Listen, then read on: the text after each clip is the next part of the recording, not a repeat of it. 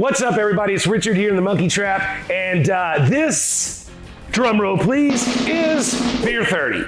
Now you might say, what is Beer 30? What is this thing? Well, it's a new little series we're gonna do throughout this year and see how it goes, but basically it's just like it sounds. It is Beer 30. You get together after work, have a few beers with your friends. Maybe it's on the weekend, Saturday, Sunday after church. Who knows? You're sitting around, you're hanging out. It's basically water cooler talk for the people that don't work in office towers, right? You know, during this Beer 30, I'm gonna be musing on what happened here at Gas Monkey Garage, what happened out there in the news, what's going on, what pissed me off, what made me happy, what caught my interest, you know, what people like you all had to say on our old Instawebs and what have you, and social media outposts that we have all over the world. So it's going to cover a lot of things. It's going to be different every time, and we're going to have a lot of fun. So, you know, if you like it, you know, mark it in the comments there. If you love it, also tell your friends, get everybody watching it. We're going to drop Beer 30 whenever we drop Beer 30. We're going to try to do it on at least every other week or so. Sit down, grab yourself a cold one, and let's talk some shit. Hey, you behind the camera, roll that intro.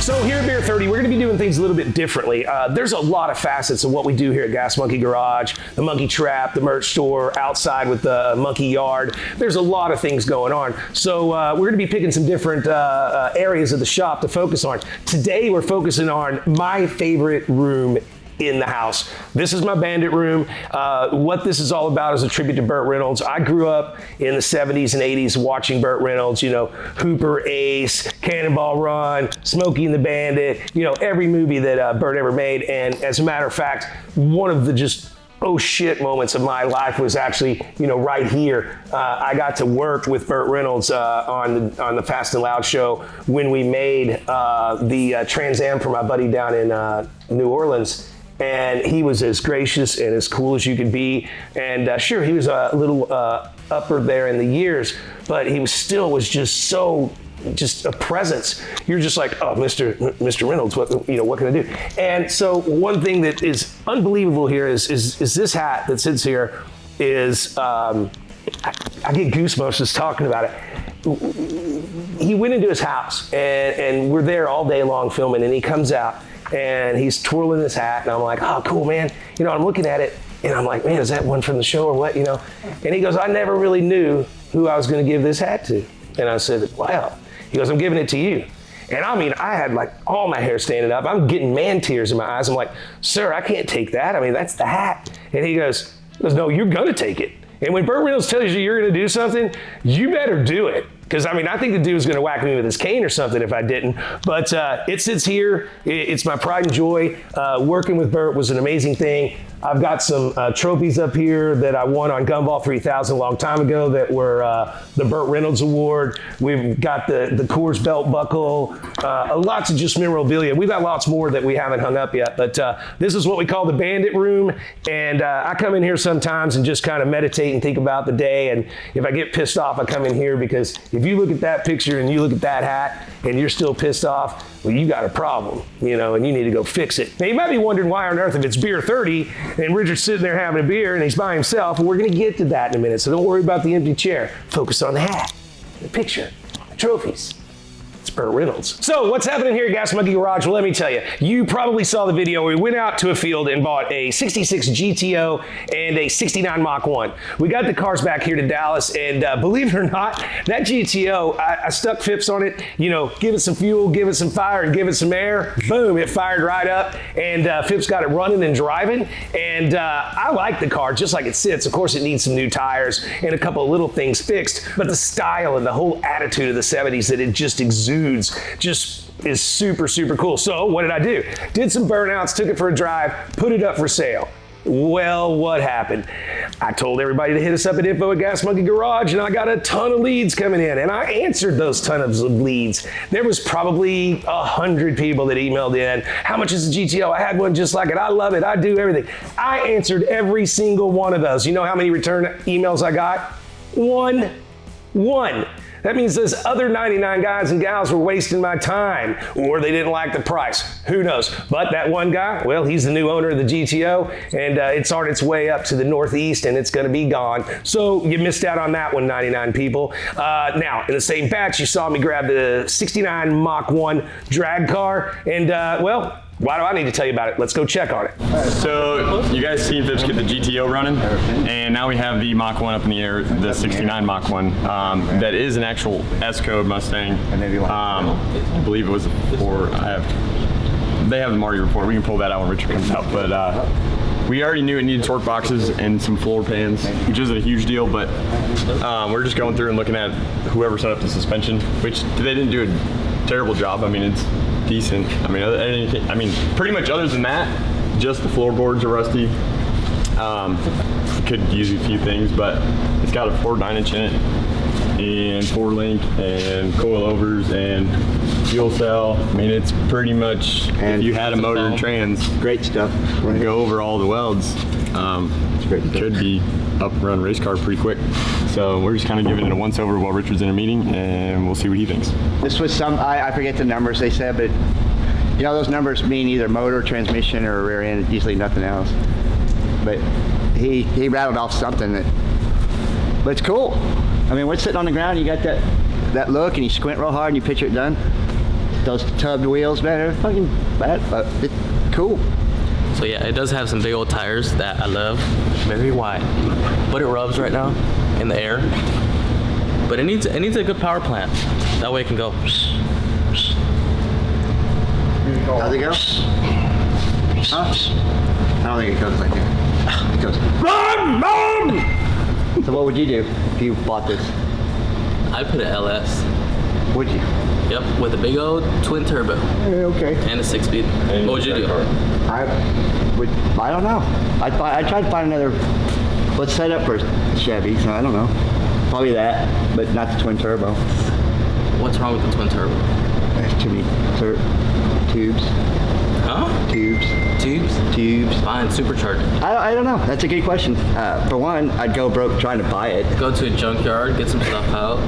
Do it like some people do. Maybe 40 years ago. They still do it nowadays. But me, my favorite thing to do is sit around with my girl and just watch stupid shows. What's up with my 69 Mach 1? Well, I knew it needed torque boxes and floor pans, but other than that, it's not a bad car. No, really not. To go fast back in the day. Back in the day is right. Back in the day. Fuel cell was in it. I didn't even know that. And this is supposed to be a 428 car? It's a S-code 390 car. It's a 390 car. But it's automatic. It's not a 4-speed. What parts are we missing for the front? It looks like we have all the front. What about our... we have all the window trim, grill. The hood is in the back of the parts. Yeah. We have a grill, we have a balance, we have... Looks like we only have one back piece. The other one's up top. We left some on the roof. Oh, okay. Front and rear bumpers. We have the corner pieces for the quarter panels. And I mean, we can assemble it sort of to make it look like a full That's what I was gonna say. I think we put it together to make it look like a car, because the body, we've got a little bit of rust in the floor pan, but the body on this car is phenomenal. Right. And that's what everybody's gonna wanna buy. It's all virgin sheet metal. Right.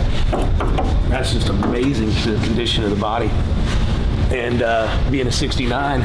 So I would say let's trim it up, poke stuff where it's not all hanging down and what have you, and stick everything where it kind of goes. Okay. And then we'll stick it out there for sale. I'm not gonna build it, I don't think. If I were to build this car back into a race car, I'd probably go kind of period correct. I have a really good friend that used to office around the corner here named Jim Haddon, and he raced and campaigned a 69 Mach 1 back in the day, and I've got some pictures of that car, so I'd probably go that style and just make it a cool car to take some car shows, things like that, kind of 70s show and go pro street, you know, that's what I'm talking about. So there you go. Let me tell you something about that car. Even though it's been tubbed, tubbed. It was tubbed correctly. And even though it doesn't have a motor or what have you, what the selling point of that car is, it is the best original 69 Mach 1 body I have ever seen. Probably better than some that came out of the factory because they did put out some stuff, right? So this car's now for sale, just like it sits. It can easily be put back to the car that it was when it came from the factory, which is an S-Code 390 car. So it's a desirable car either way. It's for sale. Go to info at Gas Monkey Garage. Hit me up if you're interested in it. Please, if you're interested in it and you've asked your mom or your dad or your wife or your kids, or you've already hawked your house or hawked your kids' freaking education fund, have the money, be ready to buy. If not, hey, maybe next time, save your pennies. Now, if you watched the original video, you saw that there were a whole lot of cars and trucks out there. And I got to thinking after I got good luck with the GTO, and I love the Mach 1 because it's really good body, I went ahead and called up the owner and said, you know what, I'll take the Carmen Ghia and I'll take the 69 GMC short bed. So I sent the guys to go out and get them, and the short bed truck, well, it bolted right together. It's rust-free like crazy, and we're gonna sell it as a roller. And then the Carmen Ghia, it didn't fare as well there because I should have opened the back deck lid. There's a motor in it. It just doesn't have any parts and it's not connected and was laying on a piece of plywood. But again, rust-free body, complete car, very nice. And you know, so those are up there for sale. You know where to hit us up. And turns out I found a good little honey hole, as some of the people on TV used to say. Is that trademarked? I don't know, but I don't even care. So we're gonna keep buying out of there and try to keep that place a little secret of our own. Now, you guys and gals know that I not only love the cars, but I love all periods of cars, different facets of that time and place in history. That also leads me to my sign collection. I have a ton of signs around here. I've got a lot of guys and gals out there that go and hunt signs for us. And I've got a whole corner of Gas Monkey out there in the yard that is just full of signs I haven't gotten to. And I'm always adding to it, even though that pisses Daphne off when she has to write the checks, but oh well, you know. So this guy called me on a pretty special sign from way out west. He described it to me, sent me a few pictures, and it got here and it is absolutely stellar. It is like, what is that thing, like 14 feet in diameter, double-sided porcelain, complete circle, neon, both sides, circle, liquor, and beer, I believe is what it says. Unbelievable. It is absolutely bitchin', and I'm going to restore that sign as far as electronically and make it work and install it somewhere here on the property or maybe at one of the restaurants or what have you, but it is wicked cool, and it is not for sale, just in case you're wondering. But then again, everything's for sale and we're Gas Monkey, right? Now let's get into what's happening outside of Gas Monkey. In a bit of sad news, Ken Block passed away on a snowmobile accident just recently, and you know, I have no words because the guy has done such crazy fun stuff and pushed the edge of the envelope as far as you can push it. And he has done so much for WRC, plus an enormous amount of other racing verticals. And not only on top of that, he's a fantastic human being. He was loved by every single person that ever even saw him on a television or a computer screen. An absolute stellar human being. And the world is missing an angel right now. And on top of that, the WRC decided to retire his number 43, and that's the first time that's ever happened in that sport. So I think that was a bold and good move for them. And rest in peace, Ken Block. I know you're up there doing donuts on some clouds. Let's talk about what went viral. So, you know, let's take a very expensive $2.3 million car. Let's talk about that car. I mean, it goes fast, it's got 900 horsepower, it's very expensive. And then let's just fill it full of water, send it down a river, and let it end up on top of a toilet bowl. Well, that's what happened to a specific P1 when Hurricane Ian came through Florida there. A lot of cars got ruined, and this P1 in general went viral for what was going to happen. And guys like me and probably everybody out there was wondering, what's going to happen with this car? Because it's mostly electronics, right? And if they get wet and salt water, of course, it just ruins it. So what I was really excited about was the bidding was pretty spirited. And I expected this car to go for north of $1 million, because let me tell you, you can build anything for the other $1 million and still make another $300,000. So the way I looked at it is the car should sell for $1 million, but the water, especially salt water, scared everybody off, and the car sold for $575,000. Hats off to my boy Tavares, because that's not an easy nut to crack. You don't just throw money out for a $500,000 car. Sure, you know, you can do that. One that's been soaking and swimming around in the cesspool of a hurricane and is sitting on top of a toilet. And you all saw where everybody got a chain around the wheel and they were just ripping it down the road. Unbelievable. And Tavares, I hope you put an LS swap in that thing, make it about 1,400 horsepower, make it a fire-breathing dragon, and just piss everybody off. I know that's not your style. You're probably going to put it back like it's supposed to be, but it was a thought. Little gas monkeyism's fair. So in a little bit more news, Dodge is having an event on March 20th called the Last Call event. And from what I understand from speaking with the friends that I have and the newspapers, this is going to be debuting the latest and greatest and the last of the fire-breathing dragons that we know are Hellcats. This is going to be probably a little more horsepower, a little crazy, very limited, and people are going to have to get on there. They're going to be releasing the numbers of the different styles that you can buy that are already out, and how many that they're going to release of this new vehicle before they go totally electric. You know, so I would say this, think of it this way. Don't think of it as, oh my gosh, you know, all the high horsepower, gasoline guzzling, flame shooting cars that have been known to come out of Dodge are going away because they're going electric. I like to think of it at my age as this is like an aging rock band, and they're going to go get on vacation for a little while, and they're going to realize that this electric shit is exactly that shit, and they're going to fire back up those factories in Detroit, and they're going to start making some cooler stuff. So cry now, but don't cry all your tears, because the farewell tour ×2 and the reunion tour will be coming out soon. I figure about 2026. So buy one of these things if you can get your hands on it, because they are going to be collector's items. Well, speaking of the last of the V8s from Dodge, I got a pretty big announcement coming up. I'm not ready to tell you all about it, but if you've been paying attention to what they're doing, and you know from my history that I got a little tie-in with Dodge, so I pulled a few strings, and you're going to want to hear this. So stay tuned, make sure you're watching, make sure you tell your friends, because this is going to be freaking cool. Dana Meekum and his cell, Meekum Auctions, never ceases to amaze me. The numbers that he pours into these cars, the numbers he gets out of the crowd, it just cracks me up. We just saw a 1970 GTO sell for $1.1 million. That's the highest record ever. Isn't that the highest record ever for a Pontiac? Yep. Yes, my team's telling me so. I mean, $1.1 million for a GTO Pontiac. Where are you now, Big Chief? You stepping up? You're the GTO guy. You should put some money on that. So why did this GTO sell for $1.1 million? Let's break it down in the numbers. It's one of 7 with an automatic transmission. It's got the optional 370 horsepower. I know a lot about muscle cars, and I know a lot about the people that collect muscle cars. And I know you want rare collector muscle cars, but in my world, the stick shift always wins over the automatic. So I'm a little bit perplexed as to why this car went for $1.1 million being an automatic, but the rarity of it being only 1 in 7, but then it's convertible, and then it's orange, and I don't know. $1.1 million is what he paid, and you know what?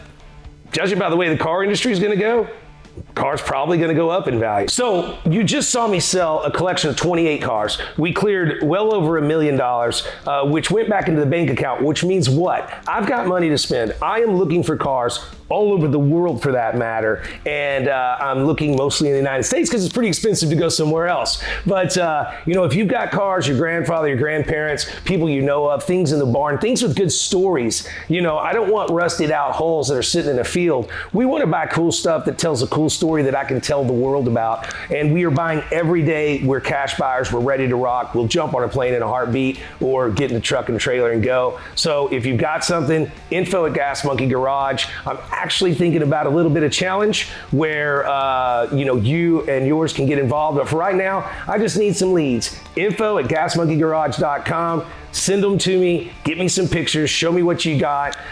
And we're looking for everything, because that's especially a Gas Monkey Garage. We don't do the same thing every time. We will do anything. I will build a Yugo. Find me the world's most perfect Yugo and I'll build it. Let's do that. All right, so now for why we have an empty chair. Well, I will tell you, we have a new member on the mechanic staff. And I was pretty excited. This guy came by the shop a couple of times, was just shooting the bull with me and checking it out and looking at the shop. We got to talking shop, and one thing led to another, and I was like, you know, if you ever want a job and you think you might want to move to Dallas, give me a holler. And sure enough, well, I think he called me that afternoon from his car on the way to the airport. But all the way in from the East Coast is Jason. Jason, you're the next contestant on What the Fuck. Well, welcome to the team, man. Not like putting you on the spotlight like day one, right? It's close. You used to be on camera? No. Security not at all. camera probably, right? Yeah. Yeah. A few of those. Yeah, I can always feel them burning a hole in my back. 100%. Yeah, so Jason Ammerman here. You're from where? Really all over, but I moved here from North Carolina. That's what I was going to say, but I was afraid to say it because I was going to say South Carolina. Yeah. But well, welcome to the team. I'm sure people out there are wondering, give us a little bit of your resume. You've already told me, but you got a pretty diverse deal. You served our country. Thank you very much for that, sir. And you retired from that. And I don't know, what do you do? Why are you here? Why did I hire you? Purely on accident. For both of us, I came here to buy my son a t-shirt from your store because he's an enthusiast. And it just happened to be the right place at the right time. I'm an avid hobbyist. I've been working part-time in different businesses that did engine swaps on, let's say, even Land Cruisers, LSs, tear down rebuilds, some Coyote swap stuff into early Mustangs. And really my whole life, it's been either Harleys, Jeeps, huge into Jeeps, and no Jeep really comes with an engine that is worth anything. So you put that back into it, and it's been a labor of love my entire life. Well, that's rad, but can he do the work? Absolutely. I know. So he convinced me that he could do the work. He came in. I think your shortest shortcoming is some of the welding, especially aluminum. 100%. That's all right, though. We got people for that.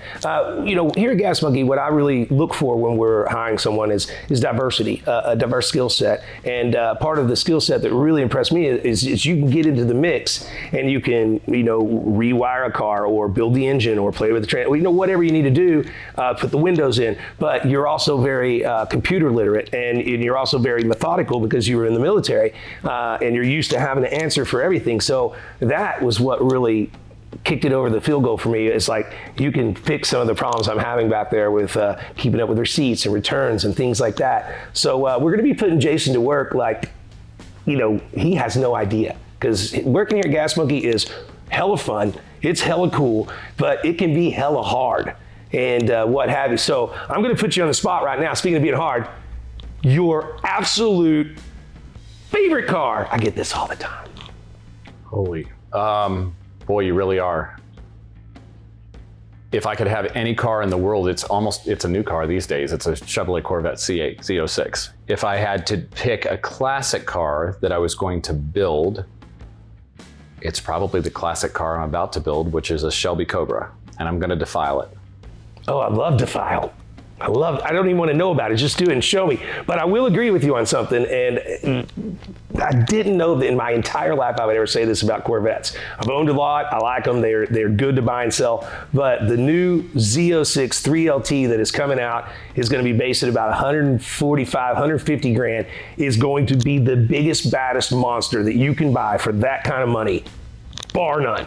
I've already got my name on the list, and I am definitely going to own one of those, at least for a little while. And then as far as the Cobra Shelby cars, you're talking about a Cobra, not a Mustang. No, it's a Cobra. It's a kit car that actually originally came from Texas, and it's a little longer and a little wider to accommodate a 6'6" tall individual such as myself, which could never fit in the actual original. You know what you have to say? When you're talking about kit cars, you see how people are like, well, it is a kit car.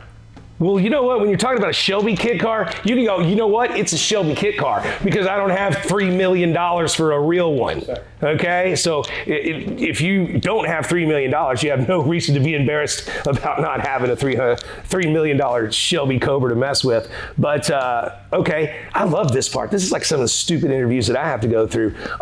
What was your biggest mistake car? Oh, Lord. Over modifying a Toyota 4x4, which I actually did here in Fort Worth in the mid to late 90s. I decided that it might be easier to modify the 22R engine that was in this 83 Toyota pickup truck to accommodate the 35-inch tall tires and the gears that I'd done and all these different things. So I did every single hot rodder trick there was, and I'm not even kidding. I think 7 head gaskets later, it was finally time for a Vortec V6 swap with a computer. So 7 head gaskets. 7, and in fact, I moved to downtown Fort Worth, about a mile and a half from my current home on I-30 was the last head gasket. And the police officer pulled over and he's like, what are you doing? And I'm like, fixing my car. What's wrong with it? A head gasket. And he's like, I'll call you a tow truck. I'm like, no, I got it. I had the head gasket in the back and he's like, I don't understand. And I'm like, you know, too hot a cam, too high compression, and too low octane level equals boom. Look at that. Now you know why I hired him. Speaking of which, Jason, welcome to the team. I think you're going to be a great addition. So you guys out there in the Gas Monkey family, be nice. Let's see if he has the skills and set that we like and can be a big part of Gas Monkey Garage. Don't jump on him right away because he's 6'6" and he drives a Cobra kit car. I mean, come on. So Jason, welcome to the team. And let me tell you, Gas Monkey, we are always hiring. We're always looking for skilled individuals, especially in the shop as far as, you know, welding, painters, fabricators, general mechanics, what have you. We're looking for a diverse set. You got to have a diverse set of skills, not just I build carburetors. You got to really be able to get into a shop and put your hands into everything because we build cars very quickly here and no car is ever the same. So it takes a certain kind of skill and a certain set of skills to make it happen here. So if you think you got the skills to be here at Gas Monkey Garage, send in your resume, info@gasmonkeygarage.com. We're looking every single day for members of the team. Okay, thanks everybody for sticking into Beer 30 for the whole thing, and you're gonna get a reward for being here. Check this out. I've got this little Craftsman toolbox, and you may think, oh, that's just a cheap little toolbox, and it's like, well, I put some Gas Monkey stickers on it, and I signed it, so it'd be pretty cool to have up on your wall and stuff in your garage or what have you. And you know, with the stickers and the signature, it's probably worth about $1, $1.50 more than it was if you just went down to the old Sears Roebuck and bought it. But here's the catch. I'm gonna fill it up with some stuff. I'm not gonna tell you what it is. And you know I like money, so there could be money in there. It could be car keys. It could be invitations to the shop. You have no idea. But subscribe, like, and comment to this video, and one of you guys or gals are gonna win this box. And when Richard gives away a box, it's a very nice box. So that's Beer 30. I hope you like it. If you didn't, comment. If you got suggestions you want to see or talk about here on Beer 30, send them in and I'll be reading them. Make sure you like, subscribe for the box of goodies, and turn these lights off. They're hot. I'd like to just enjoy my beer in the bandit room with my hat and my picture.